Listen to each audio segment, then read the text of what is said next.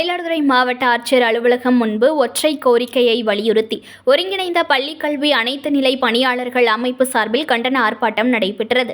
மயிலாடுதுறை மாவட்டம் ஒருங்கிணைந்த பள்ளிக்கல்வி அனைத்து நிலை பணியாளர்கள் அமைப்பு சார்பில் மாவட்ட ஆட்சியர் அலுவலகம் முன்பு கண்டன ஆர்ப்பாட்டத்தில் ஈடுபட்டனர். தமிழ்நாடு ஆசிரியர் முன்னேற்ற கழகம் மாவட்ட செயலாளர் புகழேந்தி தலைமையில் நடைபெற்ற இந்த ஆர்ப்பாட்டத்தில் சிறப்பு ஆசிரியர்கள் சங்கத்தைச் சேர்ந்த ராஜசோழன் கண்டன உரையாற்றினார். இந்த ஆர்ப்பாட்டத்தில் பகுதி நேர ஆசிரியர்கள், கணக்கர்கள், கணினி வகைப்படுத்துனர்கள், பொறியாளர்கள், அனைத்து நிலை தற்காலிக ஆசிரியர்கள், அனைத்து நிலை பணியாளர்கள் என 100க்கும் மேற்பட்டோர் கலந்து கொண்டு ஒற்றை கோரிக்கையான செப்டம்பர் மாத ஊதியம் வழங்காததை கண்டித்து கண்டன கோஷங்களை எழுப்பினர். News1 தமிழை லைக் பண்ணுங்க, கமெண்ட் பண்ணுங்க, ஷேர் பண்ணுங்க, மறக்காம சப்ஸ்கிரைப் பண்ணுங்க.